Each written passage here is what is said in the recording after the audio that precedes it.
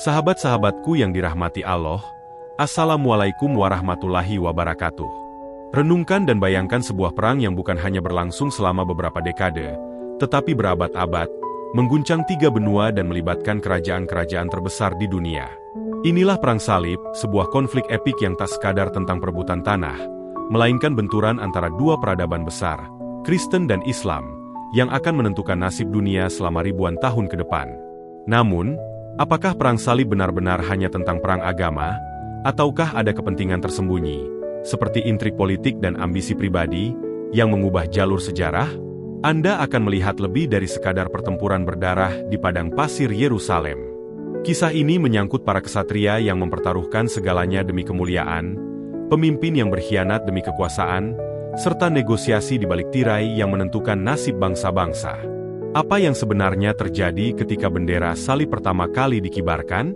Mengapa ribuan orang dari seluruh Eropa berbondong-bondong menuju Tanah Suci, meninggalkan keluarga dan kehidupan mereka, hanya untuk menghadapi musuh yang tak pernah mereka bayangkan? Bersiaplah untuk mengeksplorasi sisi lain dari Perang Salib yang jarang dibahas.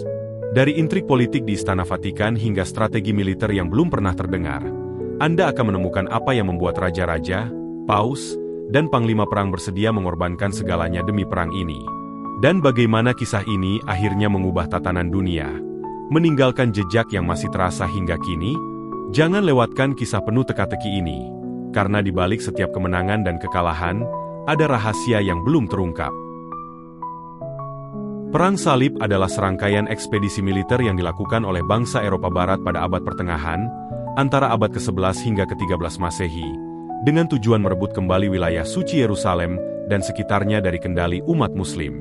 Istilah salib dalam Perang Salib merujuk pada simbol Kristen, yaitu salib yang dipakai oleh para prajurit Kristen yang mengikuti perang ini. Mereka dikenal dengan sebutan tentara salib, karena agama Kristen menjadi alasan utama perjuangan mereka. Sebelum pecahnya Perang Salib, Eropa Barat berada dalam keadaan yang penuh ketidakstabilan setelah runtuhnya Kekaisaran Romawi Barat pada abad ke-5 Masehi. Eropa terpecah menjadi banyak kerajaan kecil yang saling bersaing dan bertikai. Sementara itu, dunia Muslim, terutama di Timur Tengah, berada pada puncak kejayaannya. Kekhalifahan Umayyah dan Abbasiyah berhasil menyatukan banyak wilayah, termasuk Yerusalem, yang dianggap suci oleh umat Islam, Kristen, dan Yahudi. Di sisi lain, Kekaisaran Bizantium yang masih bertahan setelah jatuhnya Romawi Barat, menghadapi tekanan dari ekspansi Muslim di wilayah Anatolia dan Palestina. Dalam keadaan terdesak, Kekaisaran Bizantium meminta bantuan militer dari Eropa Barat untuk mempertahankan wilayah-wilayah Kristen dari ancaman kaum Muslim. Namun, Perang Salib bukan hanya perang politik dan militer. Ini juga merupakan perang keagamaan. Pada masa itu, agama Kristen memegang peranan penting dalam kehidupan sehari-hari masyarakat Eropa. Gereja Katolik Roma, yang dipimpin oleh Paus, memiliki otoritas yang sangat besar, baik secara spiritual maupun temporal. Paus Urban II, seorang tokoh kunci, memulai Perang Salib pertama pada tahun 1095 dengan seruannya yang terkenal di Konsili Clermont, di mana ia meminta umat Kristen untuk mengambil bagian dalam perang suci melawan kaum Muslim guna merebut kembali kota Yerusalem. Di sisi lain, agama Islam juga memainkan peranan sentral dalam kehidupan masyarakat Muslim di Timur Tengah. Yerusalem menjadi kota suci yang sangat dihormati, karena di sanalah Nabi Muhammad SAW melakukan perjalanan malam, Isra Mikraj, sebelum naik ke langit. Oleh karena itu, ketika tentara salib mulai merangsek ke wilayah Timur Tengah, perang ini juga dipandang sebagai perjuangan agama oleh umat Muslim. Meskipun agama menjadi alasan utama dalam Perang Salib, ada pula faktor politik dan ekonomi yang tak bisa diabaikan. Banyak bangsawan dan raja Eropa yang melihat Perang Salib sebagai kesempatan untuk memperluas wilayah kekuasaan mereka, mendapatkan harta rampasan, dan memperkuat pengaruh politik mereka, baik di Eropa maupun di Timur Tengah. Selain itu, para pedagang dari kota-kota pelabuhan di Italia, seperti Venesia dan Genoa, memandang Perang Salib sebagai peluang untuk memperluas jaringan perdagangan mereka dengan dunia timur. Perang Salib memberikan mereka akses ke jalur perdagangan yang menghubungkan Eropa dengan Timur Tengah dan Asia, yang pada masa itu merupakan pusat ekonomi dan budaya dunia. Paus Urban II menjadi tokoh sentral yang menginisiasi Perang Salib pertama pada tahun 1095. Ia menyelenggarakan konsili Clermont di Prancis dan menyerukan kepada seluruh umat Kristen di Eropa untuk ikut serta dalam perang suci melawan kaum Muslim. Seruannya dikenal dengan janji pengampunan dosa bagi siapa saja yang bergabung dalam perang salib, sebuah janji yang sangat menarik bagi masyarakat Eropa yang sangat religius pada masa itu. Dalam pidatonya, Paus Urban II menegaskan bahwa umat Kristen di Timur Tengah dan Kekaisaran Bizantium sedang berada di bawah ancaman kaum Muslim, dan bahwa kota Yerusalem, yang dianggap suci oleh umat Kristen, harus direbut kembali. Seruannya disambut dengan antusiasme besar dari para bangsawan, kesatria, dan rakyat jelata di Eropa, yang siap berjuang demi tujuan suci ini. Para pejuang yang mengikuti perang salib berasal dari berbagai latar belakang. Sebagian besar dari mereka adalah kesatria dan bangsawan yang melihat perang ini sebagai kesempatan untuk memperluas wilayah kekuasaan dan mendapatkan kekayaan. Namun, banyak juga rakyat jelata yang tertarik untuk ikut serta karena janji pengampunan dosa dan keinginan untuk meraih status sosial yang lebih tinggi. Bagi banyak kesatria, perang salib juga merupakan bentuk pengabdian kepada Tuhan dan cara untuk menebus dosa-dosa mereka. Mereka percaya bahwa dengan ikut serta dalam perang ini, mereka akan mendapatkan tempat di surga. Selain itu, banyak pula yang terpesona dengan legenda tentang Yerusalem dan harapan akan menemukan kekayaan yang melimpah di sana. Pada awalnya, dunia Muslim tidak terlalu memperhatikan ancaman dari Eropa. Banyak wilayah Muslim di Timur Tengah saat itu sedang terpecah belah dan sibuk dengan konflik internal. Namun, ketika tentara salib mulai menyerang, umat Muslim mulai menyadari ancaman tersebut dan akhirnya bersatu untuk melawan serangan-serangan dari Eropa. Pemimpin-pemimpin Muslim seperti Salahuddin Al-Ayyubi, Salahaddin, kemudian muncul sebagai tokoh sentral dalam perlawanan terhadap tentara salib. Salahuddin dikenal sebagai pemimpin yang cerdik dan memiliki keterampilan militer yang luar biasa. Di bawah kepemimpinannya, umat Muslim berhasil merebut kembali kota Yerusalem dari tangan tentara salib pada tahun 1187 Masehi. Perang Salib Pertama adalah ekspedisi pertama yang diluncurkan oleh Eropa Barat untuk merebut kembali tanah suci dari kekuasaan kaum Muslimin. Seruan Paus Urban II dalam konsili Clermont pada tahun 1095 memberikan motivasi besar bagi banyak orang Eropa untuk ikut serta dalam perang ini. Meskipun latar belakang religius menjadi alasan utama, berbagai faktor politik, ekonomi, dan sosial juga mendorong ribuan kesatria, petani, dan rakyat jelata untuk bergabung. Sebelum tentara salib meninggalkan wilayah-wilayah seperti Prancis, Jerman, dan Italia, mereka sedang menghadapi ketidakstabilan ekonomi dan politik. Konflik internal antara para bangsawan, raja, dan gereja menciptakan suasana tegang yang memicu dukungan luas terhadap kampanye militer ke Timur Tengah. Selain itu, laporan tentang penganiayaan terhadap umat Kristen di Tanah Suci oleh kekuatan Muslim semakin memperkuat seruan perang Paus di mata orang Eropa. Setelah konsili Clermont, banyak kesatria, bangsawan, dan orang awam yang mulai mempersiapkan diri untuk perjalanan panjang menuju Yerusalem. Persiapan ini mencakup penggalangan dana, pelatihan militer, dan pengorganisasian pasukan. Banyak kesatria yang menjual tanah mereka atau mencari sponsor untuk membiayai perjalanan mereka, sementara yang lain berusaha memperoleh perlengkapan dan persenjataan yang memadai. Namun, tidak semua yang mengikuti perang salib adalah prajurit terlatih. Ribuan petani dan rakyat miskin, yang kemudian dikenal sebagai Perang Salib Rakyat, juga ikut bergabung dalam perjuangan ini. Mereka dipimpin oleh pemimpin karismatik seperti Petrus Pertapa. Meskipun memiliki semangat yang tinggi, banyak dari mereka yang memulai perjalanan ke Timur Tengah tanpa persiapan yang memadai dalam hal persenjataan maupun strategi militer. Pada musim semi tahun 1096, gelombang pertama tentara salib yang sebagian besar terdiri dari rakyat biasa mulai bergerak menuju Konstantinopel, ibu kota Kekaisaran Bizantium. Pada awalnya, Kekaisaran Bizantium memberikan bantuan logistik kepada mereka, namun kemudian khawatir dengan jumlah besar orang-orang tak terlatih yang tiba di perbatasan mereka. Perang Salib Rakyat menjadi bagian awal dari Perang Salib Pertama, namun kampanye ini segera berubah menjadi bencana. Ribuan petani yang tidak terlatih menghadapi berbagai kesulitan sepanjang perjalanan, termasuk serangan dari penduduk lokal, kelaparan, dan penyakit.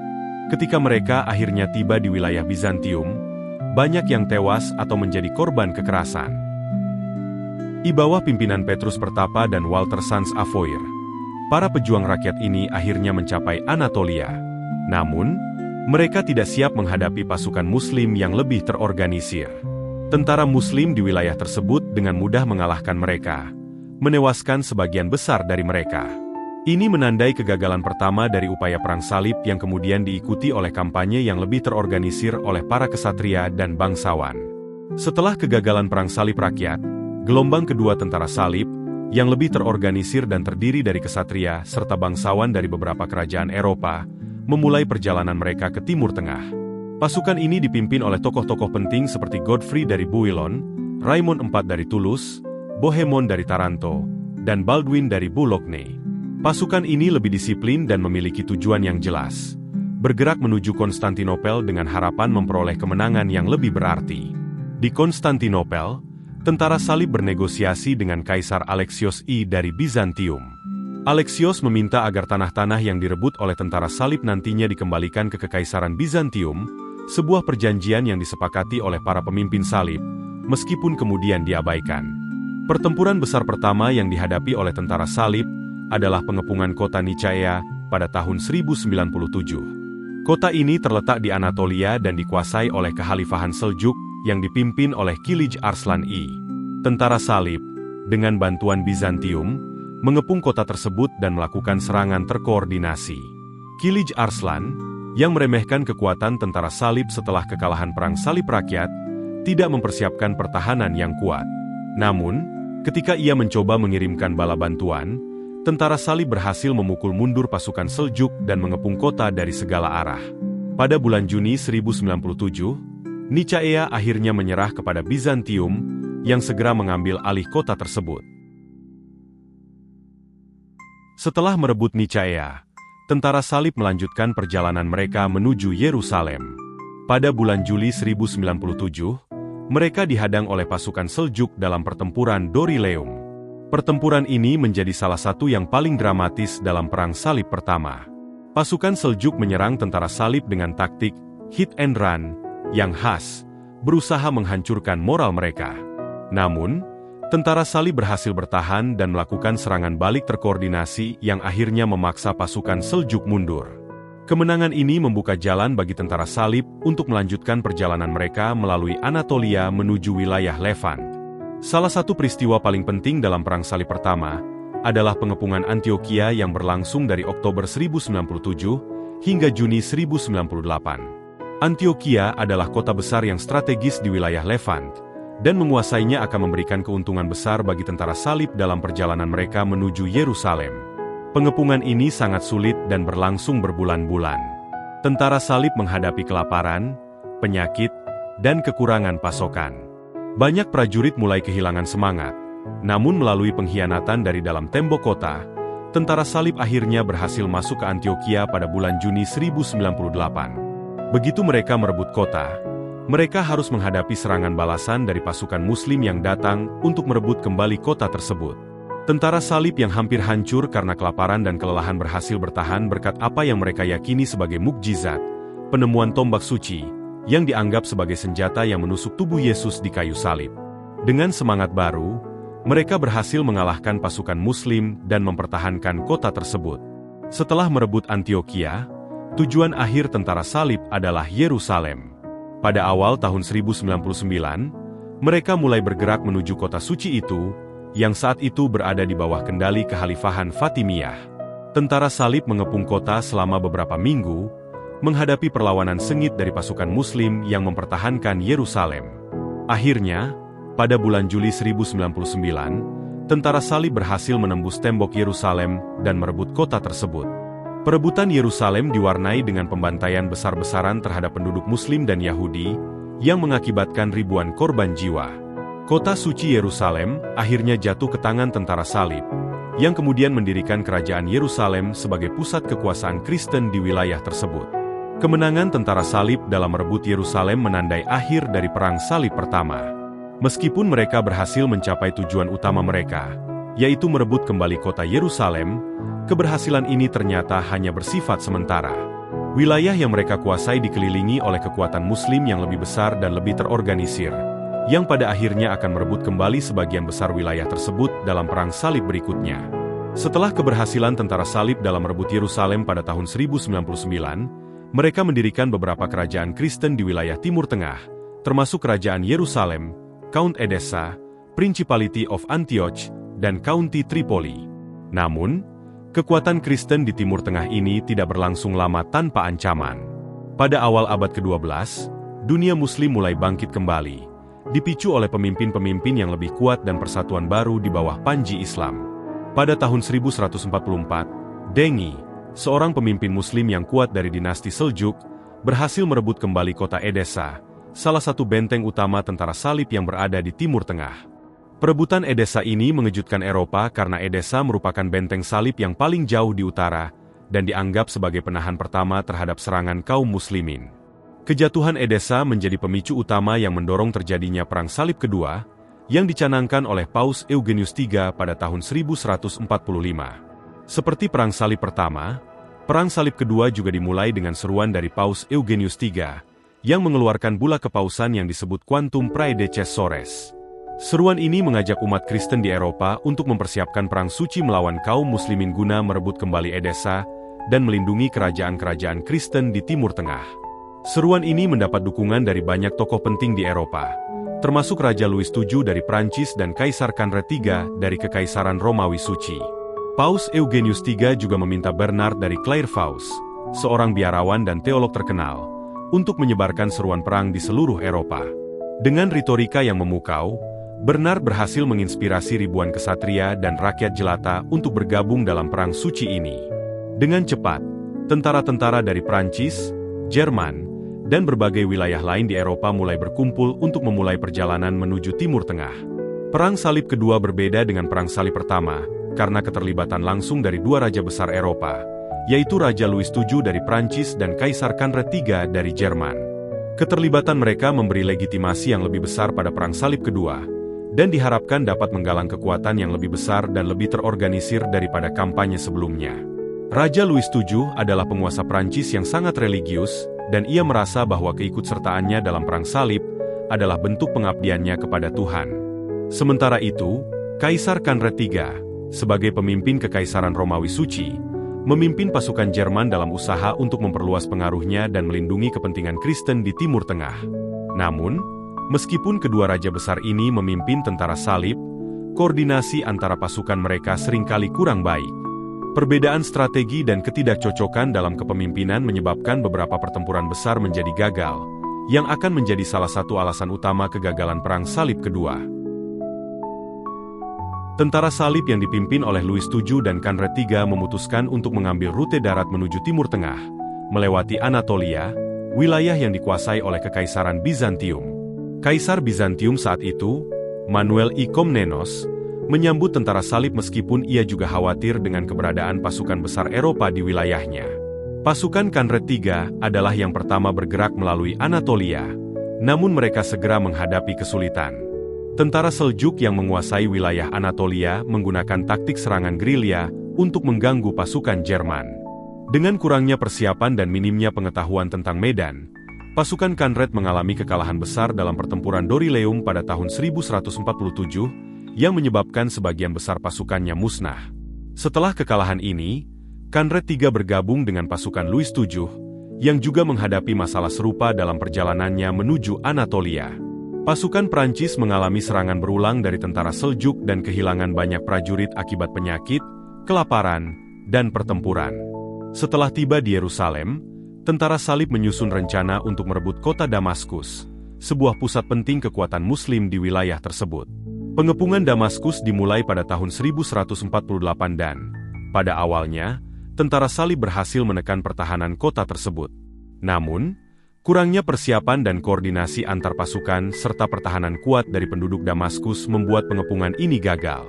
Setelah beberapa hari bertempur, tentara salib memutuskan untuk mundur, sebagian besar karena perpecahan internal di antara para pemimpin salib. Pasukan Muslim berhasil mempertahankan kota, dan kekalahan ini dianggap sebagai pukulan besar bagi moral tentara salib dan umat Kristen di Eropa. Tentara salib yang dipimpin oleh Louis VII dan Konrad III memutuskan untuk mengambil rute darat menuju Timur Tengah, melewati Anatolia, wilayah yang dikuasai oleh Kekaisaran Bizantium. Kaisar Bizantium saat itu, Manuel I Komnenos, menyambut tentara salib meskipun ia juga khawatir dengan keberadaan pasukan besar Eropa di wilayahnya. Pasukan Konrad III adalah yang pertama bergerak melalui Anatolia, namun mereka segera menghadapi kesulitan. Tentara Seljuk yang menguasai wilayah Anatolia menggunakan taktik serangan gerilya untuk mengganggu pasukan Jerman. Dengan kurangnya persiapan dan minimnya pengetahuan tentang medan, pasukan Konrad mengalami kekalahan besar dalam pertempuran Doryleum pada tahun 1147, yang menyebabkan sebagian besar pasukannya musnah. Setelah kekalahan ini, Konrad III bergabung dengan pasukan Louis VII, yang juga menghadapi masalah serupa dalam perjalanannya menuju Anatolia. Pasukan Prancis mengalami serangan berulang dari tentara Seljuk dan kehilangan banyak prajurit akibat penyakit, kelaparan, dan pertempuran. Setelah tiba di Yerusalem, tentara salib menyusun rencana untuk merebut kota Damaskus, sebuah pusat penting kekuatan Muslim di wilayah tersebut. Pengepungan Damaskus dimulai pada tahun 1148 dan, pada awalnya, tentara salib berhasil menekan pertahanan kota tersebut. Namun, kurangnya persiapan dan koordinasi antar pasukan serta pertahanan kuat dari penduduk Damaskus membuat pengepungan ini gagal. Setelah beberapa hari bertempur, tentara salib memutuskan untuk mundur, sebagian besar karena perpecahan internal di antara para pemimpin salib.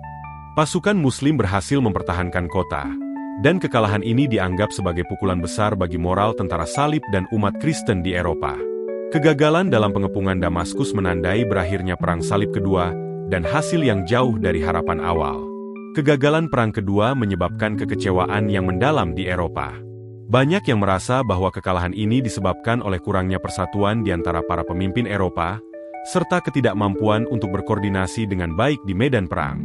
Selain itu, hubungan antara Eropa dan Bizantium semakin memburuk setelah perang ini, karena banyak tentara salib yang merasa bahwa Kekaisaran Bizantium tidak memberikan dukungan yang memadai dalam kampanye ini.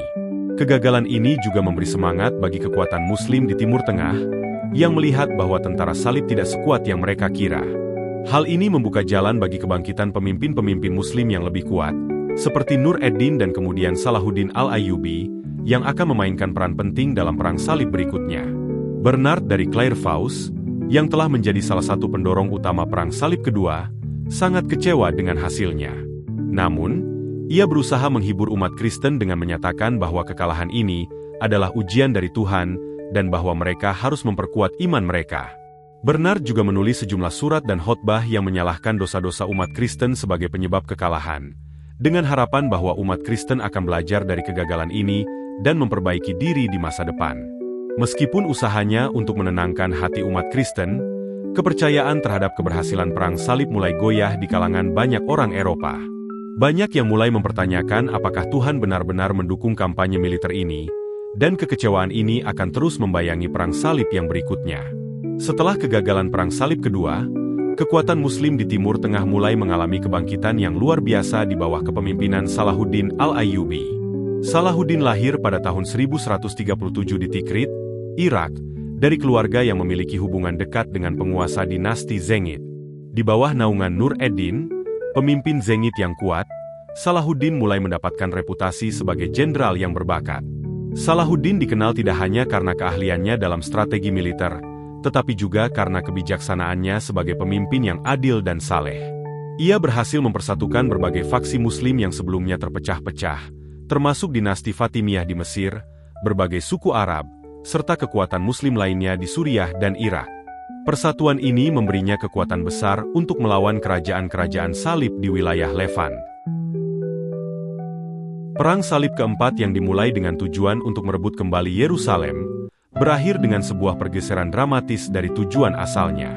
Salah satu faktor utama yang mengubah jalannya perang ini adalah keterlibatan kuat dari Republik Venesia, yang memiliki kepentingan politik dan ekonomi yang signifikan dalam perang ini. Untuk memulai perjalanan ke Timur Tengah, tentara salib membutuhkan armada besar yang dapat membawa mereka melintasi laut, dan Venesia adalah salah satu kekuatan maritim terbesar yang dapat menyediakan kapal-kapal tersebut. Namun, masalah muncul ketika tentara salib gagal mengumpulkan dana yang diperlukan untuk membayar biaya penyediaan armada. Doge Enrico Dandolo, pemimpin Venesia saat itu, melihat kesempatan ini sebagai cara untuk memperluas kekuasaan ekonomi Venesia dan menyarankan alternatif yang tidak terduga. Alih-alih pergi ke Yerusalem, tentara salib harus membantu Venesia merebut kota Zara, sekarang Zadar, Kroasia, sebuah kota Kristen yang memberontak melawan kekuasaan Venesia. Meskipun sebagian besar tentara salib merasa ragu dan terkejut oleh tugas ini, mereka akhirnya setuju untuk membantu Venesia. Pada tahun 1202, tentara salib mengepung dan merebut kota Zara, sebuah tindakan yang kontroversial karena menyerang kota Kristen. Ini adalah salah satu kejadian besar yang mengubah tujuan Perang Salib keempat, dari merebut Yerusalem menjadi kampanye untuk memperluas kekuasaan Venesia.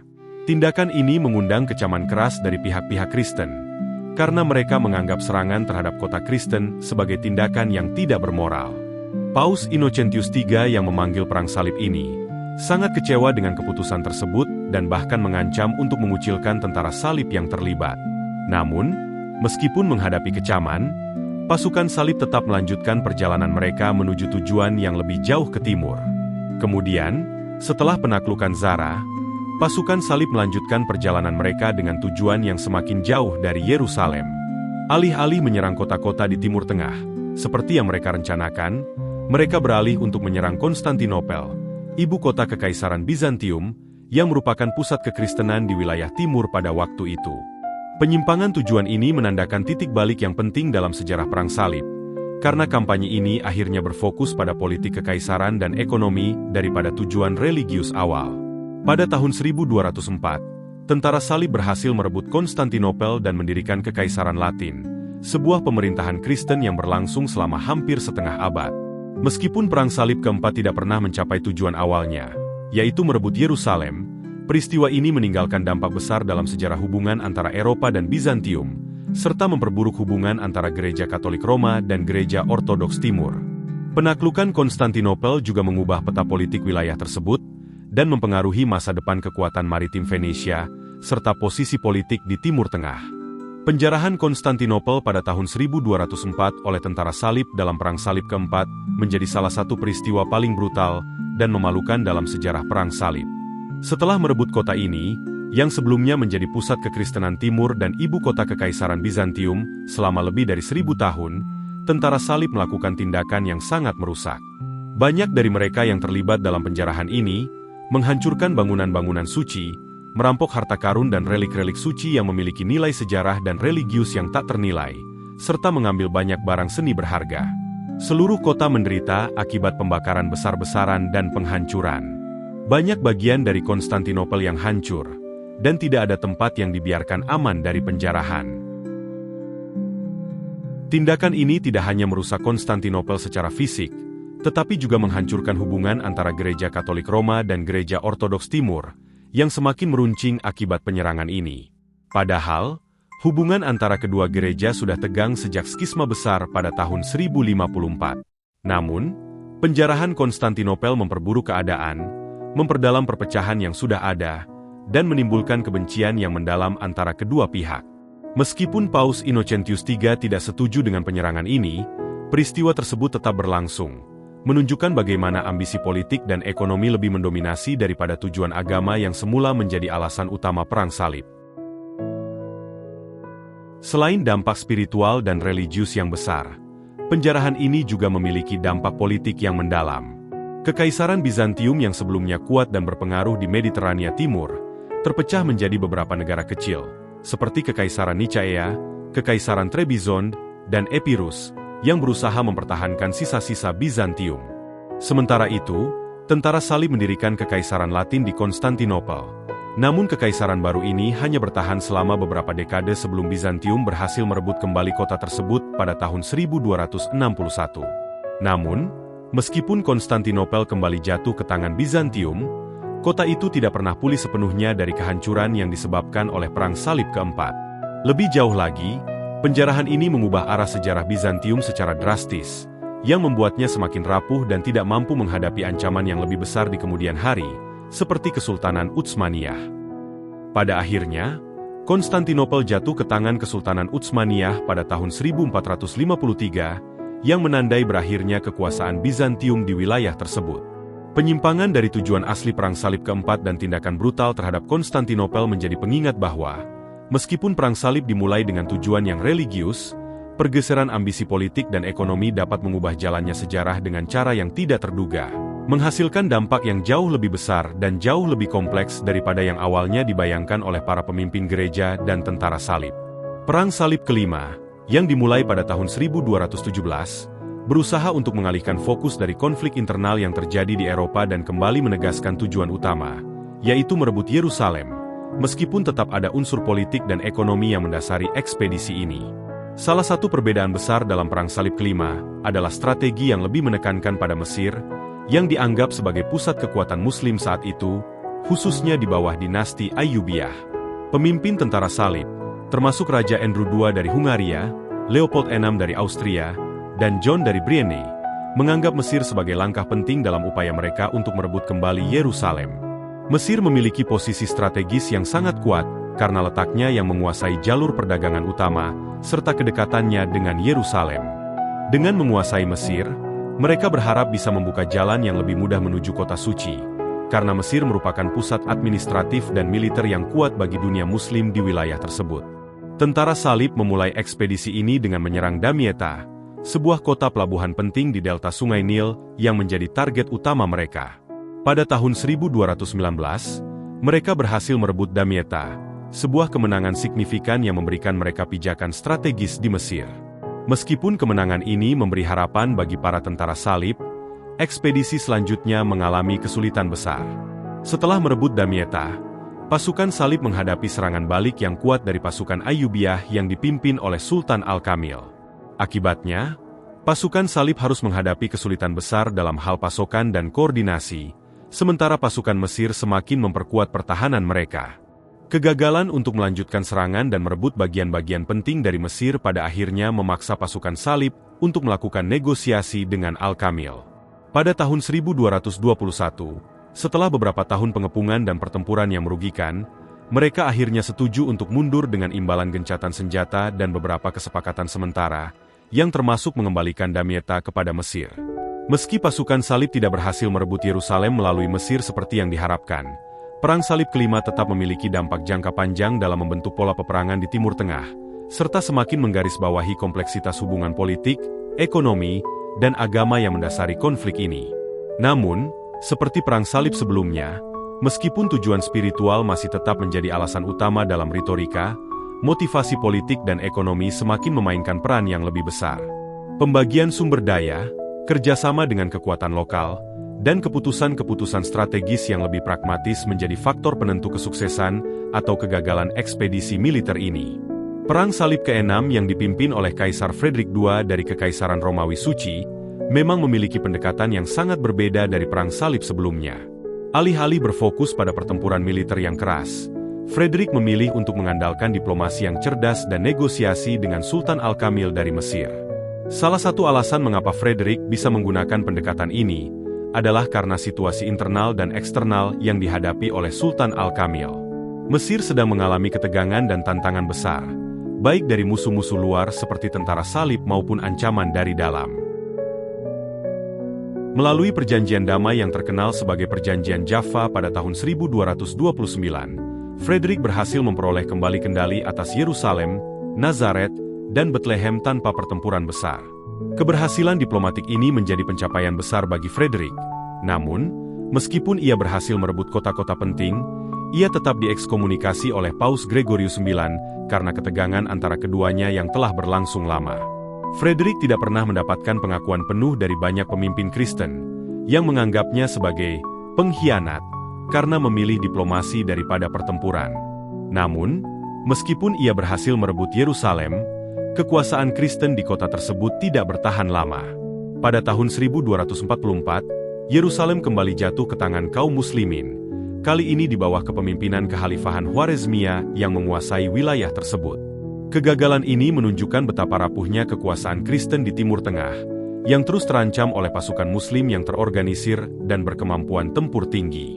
Setelah kegagalan tersebut, Perang Salib ke-7 dipimpin oleh Raja Louis IX dari Prancis, yang terkenal karena dedikasi religiusnya yang mendalam dan keyakinannya bahwa Perang Salib adalah misi suci. Louis IX memimpin ekspedisi ke Mesir pada tahun 1248, dengan tujuan untuk merebut kembali kota-kota penting dan memperkuat posisi Kristen di Timur Tengah. Namun, meskipun ia memiliki komitmen yang sangat kuat terhadap misinya, ekspedisi ini juga berakhir dengan kegagalan.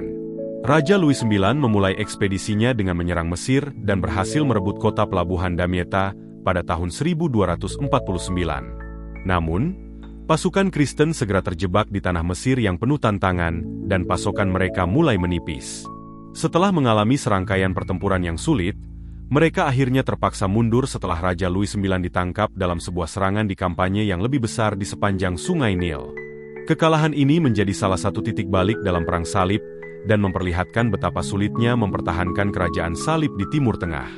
Walaupun Raja Louis IX berhasil kembali ke Eropa setelah dilepaskan, kegagalan Perang Salib ke-7 semakin memperjelas bahwa, meskipun banyak raja dan pemimpin Kristen terlibat dalam Perang Salib, mempertahankan kontrol atas wilayah-wilayah suci tersebut sangatlah sulit. Puncaknya adalah kegagalan untuk merebut kembali Yerusalem secara permanen, yang semakin mengurangi semangat untuk melancarkan Perang Salib lebih lanjut. Dengan kegagalan Perang Salib ini, dukungan terhadap Perang Salib secara keseluruhan mulai berkurang, dan fokus lebih beralih pada konflik-konflik politik dan domestik di Eropa, sementara Timur Tengah kembali berada di bawah kontrol kaum muslimin. Perang Salib ke-6 yang dipimpin oleh Raja Louis IX dari Prancis pada tahun 1248, memang menjadi salah satu ekspedisi besar terakhir dalam upaya merebut kembali Yerusalem dari kekuasaan Muslim. Seperti yang telah terjadi pada Perang Salib ke-5, meskipun tentara salib berhasil merebut Damietta pada tahun 1249, mereka kembali menghadapi kesulitan logistik dan taktik yang memperlambat kemajuan mereka.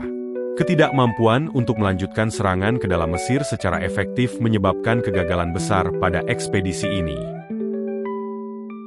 Pasukan Louis IX terjebak di Mesir, dan pada tahun 1250, mereka mengalami kekalahan besar dalam pertempuran Mansurah, di mana pasukan Muslim berhasil menang dan menangkap Louis IX.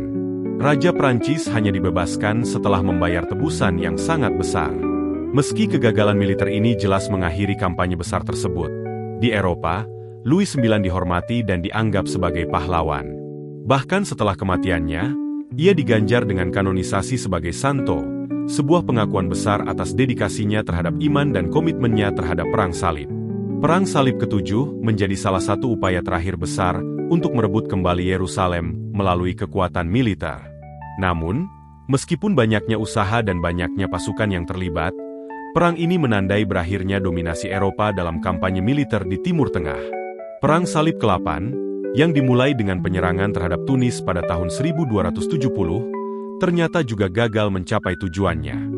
Alasan utama dari serangan ke Tunis adalah untuk membangun pengaruh Kristen di Afrika Utara dan mengamankan rute perdagangan yang vital. Namun ekspedisi ini berakhir dengan kegagalan total setelah Louis IX jatuh sakit dan meninggal di Tunis pada tahun 1270. Kematian Louis IX di Tunis menandai berakhirnya periode besar Perang Salib yang dipimpin oleh raja-raja Eropa. Setelah Perang Salib tersebut, meskipun ada beberapa ekspedisi kecil yang diupayakan oleh beberapa pihak, skala besar dari Perang Salib di Timur Tengah berakhir. Tujuan utama dari merebut Yerusalem tak pernah tercapai, dan meskipun ada beberapa upaya diplomatik atau militer sesudahnya, kerajaan salib di Timur Tengah semakin melemah dan akhirnya hancur. Dampak dari Perang Salib ke-5 hingga ke-8 sangat terasa baik di Eropa maupun di Timur Tengah. Di Eropa, Perang Salib memberikan pengaruh besar terhadap kekuasaan raja-raja dan negara-negara, dengan banyaknya sumber daya yang terkuras untuk mendanai ekspedisi ini. Selain itu, perpecahan antara Gereja Katolik Roma dan Gereja Ortodoks Timur semakin dalam, terutama setelah peristiwa penjarahan Konstantinopel pada Perang Salib ke-4, yang membuat banyak umat Kristen Ortodoks di Timur semakin merasakan ketidakpercayaan terhadap Barat. Sementara itu, dunia Muslim, khususnya di Mesir, terus mengonsolidasikan kekuasaannya. Dinasti Mamluk yang baru muncul di Mesir menjadi kekuatan yang cukup besar dan berhasil mempertahankan kendali atas wilayah yang sebelumnya dikuasai oleh Kerajaan Salib. Bahkan pada tahun 1453, Kesultanan Utsmaniyah akhirnya menaklukkan Konstantinopel, yang menandai berakhirnya Kekaisaran Bizantium yang pernah menjadi pusat kekristenan Timur. Dampak Perang Salib terhadap masyarakat Eropa. Perang Salib memberikan dampak besar terhadap berbagai aspek dalam masyarakat Eropa. Secara sosial, perang ini memperkuat pengaruh Gereja Katolik di Eropa, di mana Paus sebagai otoritas tertinggi memiliki kekuasaan untuk memobilisasi umat Kristen untuk berperang. Dalam beberapa kasus, Perang Salib juga memberikan peluang bagi bangsawan dan rakyat biasa untuk mencari kehidupan baru di Timur Tengah, meskipun sebagian besar dari mereka kembali dengan kegagalan. Di sisi ekonomi, Perang Salib membuka jalur perdagangan baru antara Eropa dan Timur Tengah. Kota-kota dagang di Italia seperti Venesia, Pisa, dan Genoa memperoleh keuntungan besar melalui transportasi pasukan dan barang dagangan dari Timur Tengah. Pedagang Eropa mendapatkan akses ke barang-barang mewah seperti sutra, rempah-rempah, perhiasan, dan seni rupa yang menjadi komoditas penting di pasar Eropa. Hal ini, pada gilirannya, mempercepat pertumbuhan ekonomi di Eropa, dengan kerajaan-kerajaan salib di Timur Tengah menjadi pusat perdagangan yang penting. Dampak budaya dan ilmu pengetahuan. Perang Salib juga mempercepat masuknya inovasi dan pengetahuan dari dunia Islam ke Eropa. Ilmu pengetahuan dalam bidang matematika, astronomi, teknologi, dan kedokteran, yang lebih maju pada masa itu di dunia Islam, mulai dikenal oleh masyarakat Eropa. Seiring dengan perdagangan dan kontak yang lebih intens antara Eropa dan Timur Tengah, pengetahuan serta kebudayaan dari dunia Islam turut memberi kontribusi terhadap kebangkitan intelektual di Eropa yang dikenal dengan nama Renaissance. Banyak penemuan dan karya-karya ilmiah yang sebelumnya dipelajari di dunia Islam, kini diterjemahkan ke dalam bahasa Latin dan disebarkan di Eropa, memberi dampak besar pada perkembangan ilmu pengetahuan, seni, dan budaya Eropa. Dampak bagi dunia Muslim. Di sisi Muslim, Perang Salib merupakan ancaman besar terhadap eksistensi mereka di Timur Tengah. Namun, perang ini juga memiliki dampak positif dalam hal persatuan. Perang Salib memaksa berbagai kelompok Muslim yang sebelumnya sering berselisih untuk bersatu dalam menghadapi ancaman eksternal. Salah satu contoh penting adalah kebangkitan pemimpin seperti Salahuddin Al-Ayyubi, yang berhasil menyatukan berbagai kelompok Muslim untuk melawan tentara Salib, akhirnya merebut kembali Yerusalem pada 1187. Secara keseluruhan, meskipun tujuan utama Perang Salib, yaitu merebut kembali Yerusalem, tidak tercapai dalam jangka panjang. Namun perang ini menciptakan perubahan yang signifikan dalam hubungan antara Eropa dan dunia Islam, baik dalam aspek perdagangan, kebudayaan, maupun geopolitik. Sebagai hasilnya, meskipun kemenangan militer di Timur Tengah sulit diraih, dampak sosial, ekonomi, dan budaya dari Perang Salib tetap terlihat dalam sejarah Eropa dan dunia Islam. Salahuddin Al-Ayyubi memang salah satu pemimpin Muslim yang sangat terkenal, karena keberhasilannya dalam menyatukan dunia Islam untuk melawan tentara Salib dan merebut kembali Yerusalem pada tahun 1187. Keberhasilan ini menjadi simbol kebangkitan dunia Islam yang sempat terpecah dan tertinggal dalam menghadapi ancaman tentara Salib. Salahuddin memanfaatkan persatuan umat Muslim di bawah dinasti Ayyubiyah dan mengembangkan kekuatan militer yang solid, serta memperkuat kesadaran politik di wilayah tersebut. Setelah kemenangan Salahuddin, dinasti Ayyubiyah dan kemudian Kesultanan Mamluk yang berkuasa di Mesir berhasil menjaga stabilitas politik dan militer di dunia Islam. Mesir, di bawah Kesultanan Mamluk, menjadi pusat kekuatan utama dunia Islam di Timur Tengah setelah berhasil mengalahkan berbagai upaya Perang Salib. Salah satu langkah penting mereka adalah membangun benteng-benteng strategis dan meningkatkan pasukan untuk menghadapi ancaman lebih lanjut dari Eropa. Namun, konflik yang berkepanjangan dengan dunia Kristen, yang terutama dipicu oleh Perang Salib, menyebabkan kerusakan besar pada infrastruktur di banyak wilayah di Timur Tengah. Kota-kota yang menjadi pusat pertempuran, seperti Yerusalem, Antioquia, dan Tripoli, sangat menderita akibat serangan dan penjarahan yang terjadi selama perang. Meskipun ada perdagangan dengan Eropa, sebagian besar wilayah Muslim mengalami gangguan ekonomi yang berat akibat perang yang terus berlangsung, menghancurkan banyak pusat perdagangan dan merusak kestabilan ekonomi. Dampak sosial dan ekonomi. Selain kerusakan fisik, Perang Salib juga memperburuk ketegangan sosial dan ekonomi.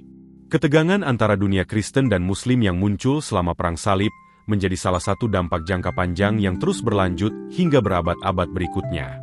Kebencian yang tumbuh selama Perang Salib, yang semakin diperburuk oleh penjarahan kota-kota penting seperti Yerusalem dan Konstantinopel, menambah ketegangan antara kedua belah pihak.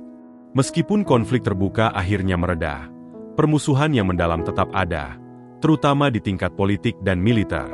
Namun, pasca Perang Salib, hubungan antara dunia Kristen dan dunia Muslim mulai mengalami perubahan.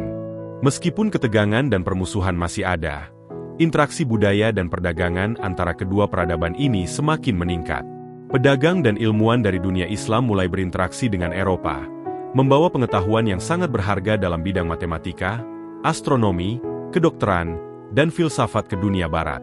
Pengetahuan dan inovasi yang dibawa oleh ilmuwan Muslim menjadi dasar bagi kebangkitan intelektual di Eropa yang akhirnya berkontribusi pada Renaissance. Perdagangan dan diplomasi. Seiring berjalannya waktu, perdagangan dan diplomasi mulai menggantikan peperangan terbuka.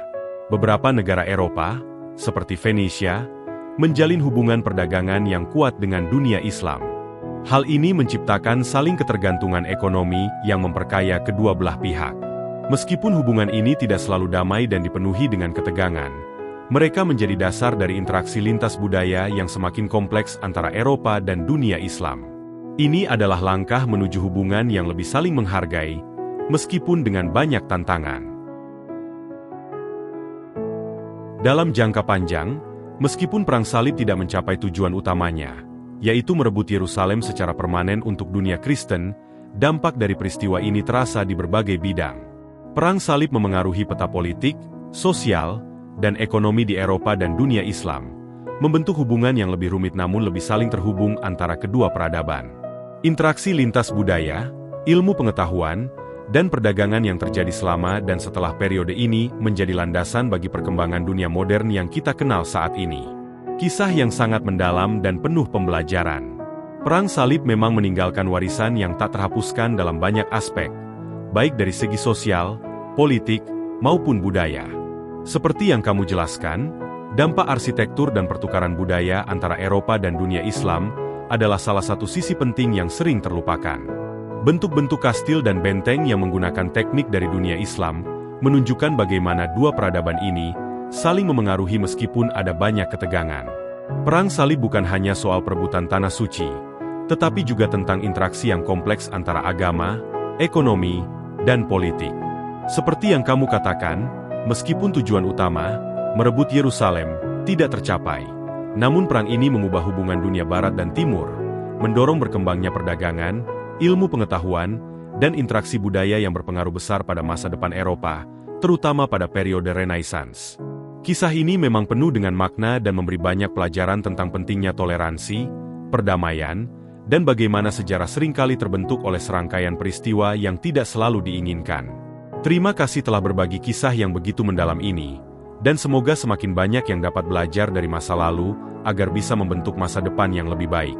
Sampai jumpa di kisah-kisah selanjutnya. Semoga selalu dalam lindungan dan rahmat Allah.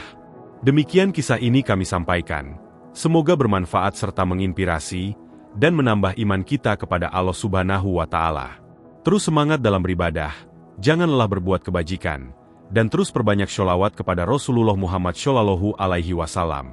Akhir halam, wassalamualaikum warahmatullahi wabarakatuh.